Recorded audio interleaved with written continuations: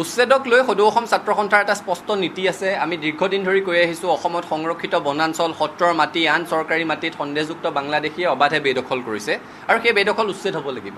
ইমান বৃহৎ পৰিমাণৰ ভূমি অবৈধ বেদখলকাৰীৰ কবলত থকাটো কোনো কাৰণত গ্ৰহণযোগ্য নহয়। চৰকাৰে উচ্ছেদ অভিযান অব্যাহত ৰাখিব লাগে, কাৰণ এফালে খিলঞ্জীয়া মানুহৰ হাতৰ পৰা ভূমি হেৰাই গৈ আছে, আনফালে জনগাঁথনিৰ পৰিৱৰ্তন হৈ আছে।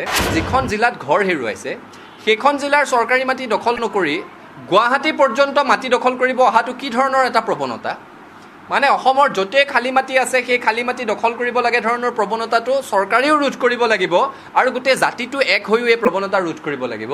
উচ্ছেদক লৈ সদৌ অসম ছাত্ৰ সন্থাৰ এটা স্পষ্ট নীতি আছে। আমি দীৰ্ঘদিন ধৰি কৈ আহিছোঁ, অসমত সংৰক্ষিত বনাঞ্চল, সত্ৰৰ মাটি, আন চৰকাৰী মাটিত সন্দেহযুক্ত বাংলাদেশীয়ে অবাধে বেদখল কৰিছে আৰু সেই বেদখল উচ্ছেদ হ'ব লাগিব।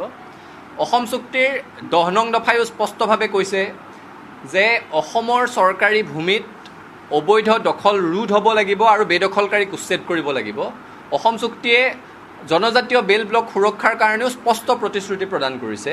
তেনে প্ৰেক্ষাপটত অসমৰ ইমান বৃহৎ পৰিমাণৰ ভূমি অবৈধ বেদখলকাৰীৰ কবলত থকাটো কোনো কাৰণত গ্ৰহণযোগ্য নহয়। চৰকাৰে উচ্ছেদ অভিযান অব্যাহত ৰাখিব লাগে। একে সময়তে আমি এই কথাটো ক'ব বিচাৰিছোঁ যে উচ্ছেদক লৈ আন দুটা কথা ওতঃপ্ৰোতভাৱে জড়িত হৈ আছে। এটা হৈছে খিলঞ্জীয়া মানুহৰ ভূমিৰ অধিকাৰ, আনটো হৈছে জনগাঁথনিৰ অবাধ পৰিৱৰ্তন। মানে ভূমিহীন হ'ল বুলিয়েই য'তেই মন যায়, যিমান পৰিমাণৰ ভূমি মন যায় সিমান পৰিমাণৰ ভূমি দখল কৰাটো কোনোবা নিয়মৰ ভিতৰত পৰে নেকি? এই কথা কোনো কাৰণত গ্ৰহণযোগ্য নহয়। আৰু এটা কথা আপোনালোকে মন কৰিব, যিখন জিলাত ঘৰ হেৰুৱাইছে সেইখন জিলাৰ চৰকাৰী মাটি দখল নকৰি গুৱাহাটী পৰ্যন্ত মাটি দখল কৰিব অহাটো কি ধৰণৰ এটা প্ৰৱণতা? মানে অসমৰ য'তেই খালী মাটি আছে সেই খালী মাটি দখল কৰিব লাগে ধৰণৰ প্ৰৱণতাটো চৰকাৰেও ৰোধ কৰিব লাগিব আৰু গোটেই জাতিটো এক হৈও এই প্ৰৱণতা ৰোধ কৰিব লাগিব। কাৰণ এফালে খিলঞ্জীয়া মানুহৰ হাতৰ পৰা ভূমি হেৰাই গৈ আছে, আনফালে জনগাঁথনিৰ পৰিৱৰ্তন হৈ আছে। যিসকল ভূমিহীন লোক বৈধ ভাৰতীয় নাগৰিক, তেওঁলোকে আইনৰ মাজতে, আইন ব্যৱস্থাৰ মাজতেই তেওঁলোকে ভূমি লাভ কৰিব, সেই কথাত দ্বিমত নাই। সেইটো এটা চৰকাৰী নীতি, সেইটো এটা আইনগত ব্যৱস্থা। কিন্তু যিখন জিলাৰ ভূমিহীন সেইখন জিলাতেই চৰকাৰী মাটিত সংস্থাপন দিবৰ কাৰণে আমি চৰকাৰক দাবী জনাইছোঁ।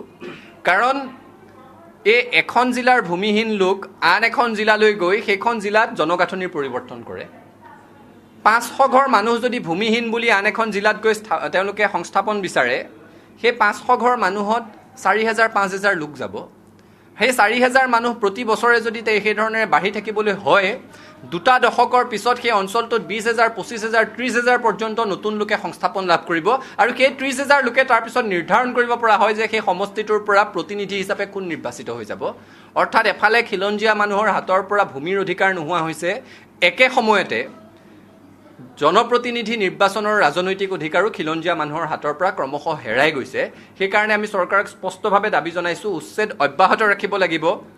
বৈধ ভূমিহীন ভাৰতীয় নাগৰিকে চৰকাৰী নীতিৰ আধাৰত পুনৰ সংস্থাপন পাব লাগিব। কিন্তু যিখন জিলাৰ ভূমিহীন সেইখন জিলাৰ চৰকাৰী মাটিতে পুনৰ সংস্থাপন পাব লাগিব, আন জিলালৈ নিব নোৱাৰিব। মুখ্যমন্ত্ৰীগৰাকী দীঘলীয়া সময় ধৰি তেওঁ নিজেই চৰকাৰত আছে। আজি এতিয়া বিজেপিৰ তেওঁ মুখ্যমন্ত্ৰী, বিজেপি দলৰ হৈ। কংগ্ৰেছৰ সময়তো তেওঁ চৰকাৰত আছিলে। এতিয়া ৰাজ্যত বিজেপিৰ চৰকাৰ, কেন্দ্ৰত বিজেপিৰ চৰকাৰ, ডাবল ইঞ্জিনৰ চৰকাৰ বুলি কয়। অবৈধ বাংলাদেশীক বহিষ্কাৰ কিয় নকৰে, সেইটো আমাৰ প্ৰশ্ন। কাৰণ অসমত যে লাখ লাখ অবৈধ বাংলাদেশী আছে সেই কথাটো সকলোৱে জানে।